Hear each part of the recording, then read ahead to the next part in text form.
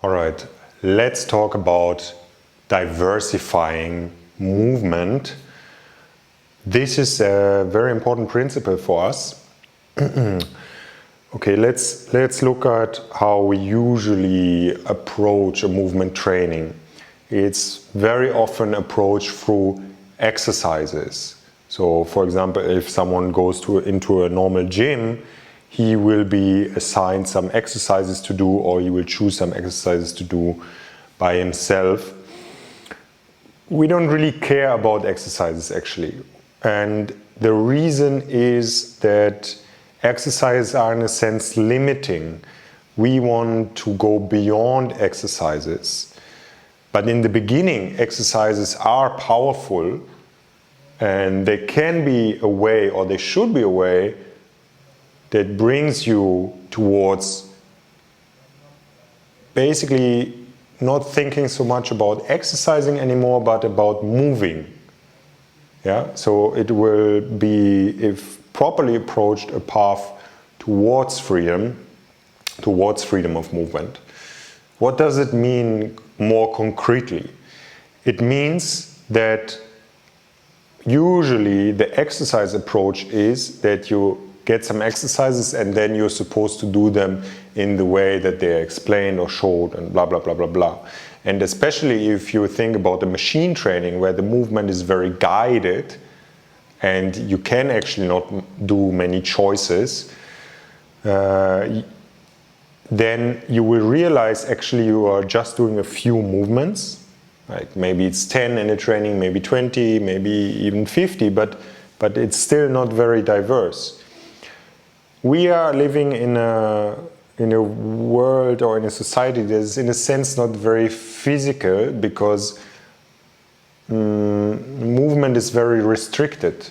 Like in your daily life, there's not a lot of movement, not a lot of diverse movement happening.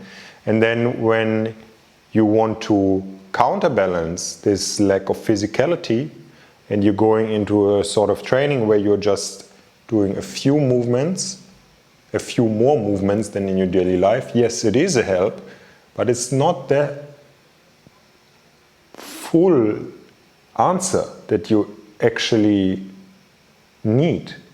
Because what you're missing tremendously, most people in this society, is a huge diversity of movement. Not just 50, but 500, 5,000, an uncountable number of movements. So you have an exercise, let's say like a push-up, and you are taught how to do the push-up, and now for many years you do the push-up in this way. But what we would suggest is to play around and change around many different things of the push-up.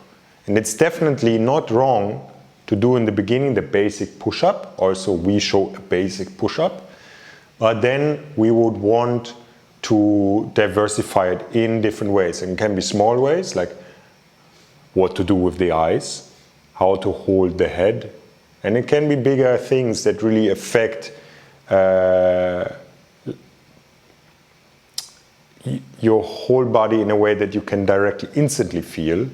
Yeah, like taking a hand to a different place, or changing the hand position, or doing a different shoulder position in the push-up, and so on and so forth. Let's take an example that I can now show you easily. So one thing that we are doing also in the SROM, the soft range of motion practice, which is one of the entries into our practice, into our physical practice, is shoulder rotations. So probably you know this shoulder rotations. Like I think every person on the planet has done this once, at least once in their life. So forward and backward rotation. And what many people are not doing is one back and one front. This would be already diversifying this exercise more. But now what we're doing, instead of just keeping the hands down, first thing to diversify between many other options that you can do is to bring the hands into different positions. Because If you rotate the shoulders here, it will be very different from rotating the shoulders here, from rotating the shoulders here, from rotating the shoulders here.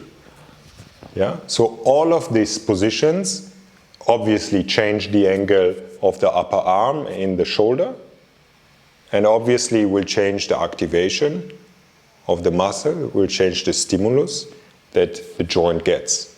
Yeah? It will also be coordinatively much more interesting, because to get coordinated means to diversify, to do lots of different movements. The people that do daily learning new movements, just do lots and lots of things, they have also the easiest time to adapt, and they have a lot of movement freedom. So the shoulder is very mobile. You can have it in all sorts of positions here, and you see like here is a bit different than here, is a bit different than here, is a bit different from here. So why would I do hundreds of reps just in this position if I can do some reps here, some reps here, some reps here, and so on and so forth. And if I'm more advanced, I put one hand here and one hand here, or one goes forward and the other one goes backwards, and so on and so forth. Yeah. So I have constantly changing stimulus. I constantly look for what can I change, what can I do new, like to learn more coordinatively also. So what else could I do with this exercise? For example, I could stand on one leg, or I can do it sitting, or I can go with the spine forward or back, or so on and so forth. You know, like I can do so many things with doing this movement and changing all sorts of other things, like orchestrating the body in different ways.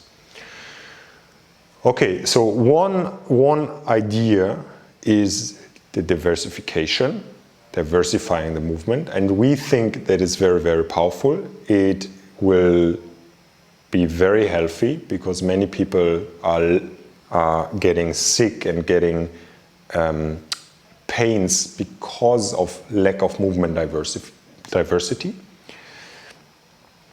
Secondly, it will be coordinatively much more stimulating for you. Yeah, this will be the better thing for your brain than doing some Sudoku riddles, and it will also keep your training fresh. But I know that for many people, it's in a sense demanding. They want just to have some certain exercises to do, and they don't want to think too much. Okay, that's okay. Yeah, I accept it. But the better option, in my opinion, is this. So if you can put a bit more of your brain into it, that would be great. This is not to downgrade. This is not to downgrade doing one thing for a long time. So now I talked about like constantly changing what you're doing, but we are also doing the exact opposite, to just do one thing for a long time. Yeah, and it's like, think about a picture that you look at. Okay, you stand in front of a picture, and in the beginning you just see the obvious. Yeah, okay, there are 3 people standing there. And later, when you look more and more, maybe you stand an hour in front of the picture, and you start to see through this hour more and more things, like, actually, what is the orchestration of the people, and how are they like towards each other? What's the relation? And you notice something in the back that you didn't notice before, and actually this person is having something in his hand, and okay, they have. What are they wearing? What does this maybe say? And so on and so forth. Yeah, so through the time you understand the things much more better. You dive deeper into the things. You dig deeper into the things. Yeah, it's like even when you sit in front of a big black square, and you just sit a long time in front of it, a lot of things will happen. Okay, like the resonance between you and the picture will be different after 1 hour from 10 seconds. So we're very much pro doing one thing for a long time. But on the other hand, I care a lot about complexity and about doing lots of different things, and through this getting a lot of experience.